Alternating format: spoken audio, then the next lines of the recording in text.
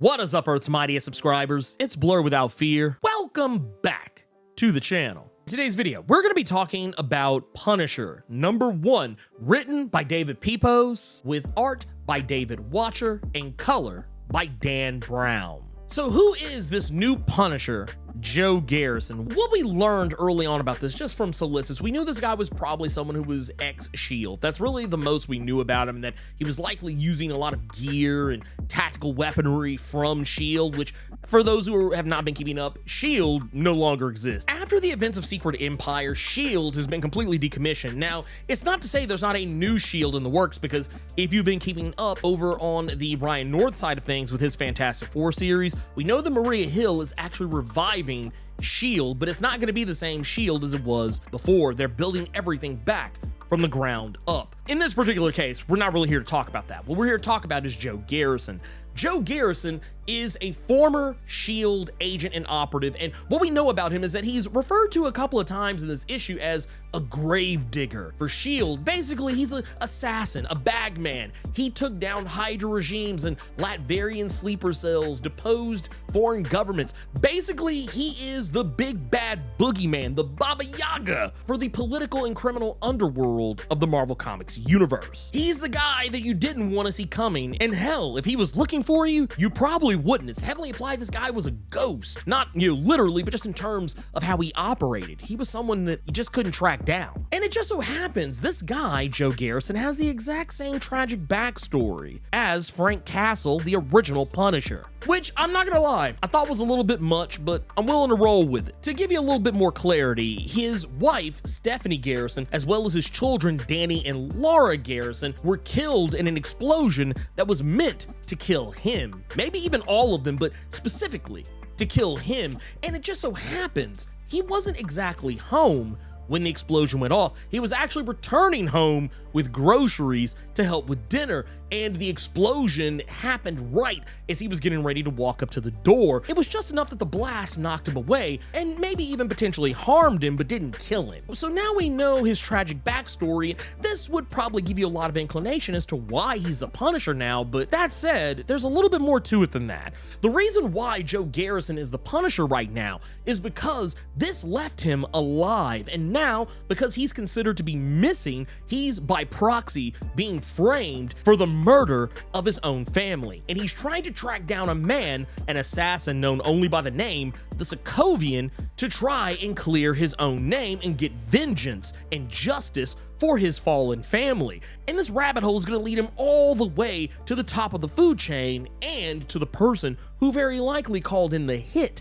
on him and his family. Now, considering that we see characters like Mr. Hyde, as well as the use of mutant growth hormone and mentions of places like Sokovia and Symkaria and Latveria, as well as even getting an appearance by Mr. Negative's old gang, the Inner Demons, it's safe to say we're gonna wind up seeing a murderer's row of villains ranging from all across the Marvel Comics universe, both big and small. But a safe bet, a safe early bet for me as to who called in the hit, I don't think it's anyone other than someone that's Hydra affiliated. And honestly, I'm thinking it's very likely Baron Zemo. Now, that said, Zemo's not a character who is completely unfamiliar with being in the crosshairs of the Punisher. We saw this in the Punisher series that launched after Secret Empire, where Frank Castle himself had operated as an agent of Hydra. He was a super hunter. He hunted down superheroes for Hydra. And while Zemo made regular appearances in Matthew Rosenberg's Punisher, that wasn't the last time we saw him. Even though he had supposedly died off in that particular instance,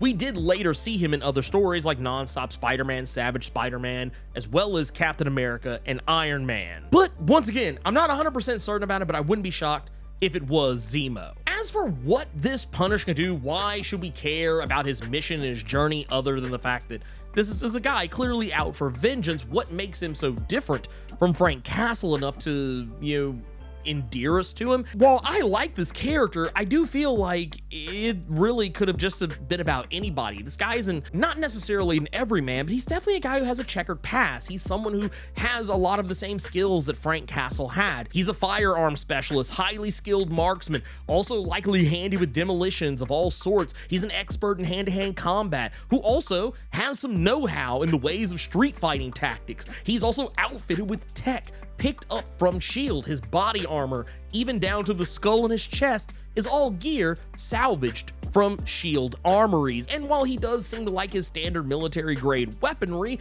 he does have a penchant for actually employing tech and experimental weaponry like Punisher has done in the past. We see in this first issue alone that he uses a rail gun for a pretty large portion of the issue. Another thing too, it's kind of funny, to bring this up here, but speaking of all this gadget and gear and tech that he even has his own version of microchip, this time around being a black woman who goes by the name Triple A. And Triple A very likely is in reference to something that's brought up in this issue, arms and analysis, though she jokingly refers to it as aiding and abetting, but we never really get a real name, or if that's even what AAA actually means or stands for in her particular instance, or if there's some other hidden meaning that we don't know yet. But what we do know about her is that they have a history with one another. They used to work together at S.H.I.E.L.D. She was his woman in the chair then, just as she is right now, helping him come up with tech and gadgets to help him on his missions. But also, back in the old S.H.I.E.L.D. days, she was his handler. She was the one who also doled out the missions to him and was his analysis and tech support out in the field. So it makes sense as to why she's helping him in this, because she very likely became close with him. They became friends most likely. She very likely knew his family, or at the very least, how much they meant to him. So if anyone would help him out on this mission, it would very likely be her, though I do have some more questions about their connection going forward in this, but it's already off to a pretty good start. Once again, I do feel like this could have just been any other new character. I know some people were a little sad that other characters that have been hinted at or have actually been Punishers in the past were a little bit miffed by the idea that they didn't go in that direction. We've seen characters like Nigel Higgins, who some may remember from the old Punisher comics back in the early 90s. I know there were some people who were hopeful that this guy would come back as the Punisher, considering that he was initially inspired by the Punisher to take up that mantle over in the UK. It would make sense if, the Punisher's absence would, inspire him to do it again, but, that wasn't the case either. And who knows? We still really haven't seen or heard much from that character in quite some time. But honestly, I feel like that probably would undo a lot of the storytelling and character arc that he got during Contest of Champions and US Avengers. So that's very likely why you didn't see him come back as the Punisher, because he gave it up. He didn't want to be Punisher anymore. He realized he would rather save lives than take them, so that is why you didn't get that. But I'm hopeful for this. I like how it's set up. It's not necessarily trying to, act as though Frank Castle never existed. And honestly, I wouldn't be shocked if Frank showed up at some point in this. I mean, we know he's in Weird World right now, following the events of Jason Aaron's recent Punisher series, but I don't think that means we won't see him again anytime soon. Though I kind of want Frank to stay, on the periphery for a while. I want him, keep on the back burner. Honestly, Frank can ride off into the sunset. I don't need more Frank Castle. I know there's people who want to see him come back. I'm not one of them. I mean, if he does, cool, but I'm not clamoring for it. But anyway, if you enjoyed this video and you want to see more like it, make sure you hit that subscribe button and tap that notification bell, so that way you don't miss any of my future videos on Punisher, as well as other comics from Marvel and DC. Thank you so much for taking the time to watch this video, and until next time, let me know what you thought about Punisher #1. Keep it plus ultra, and sound off in the comments.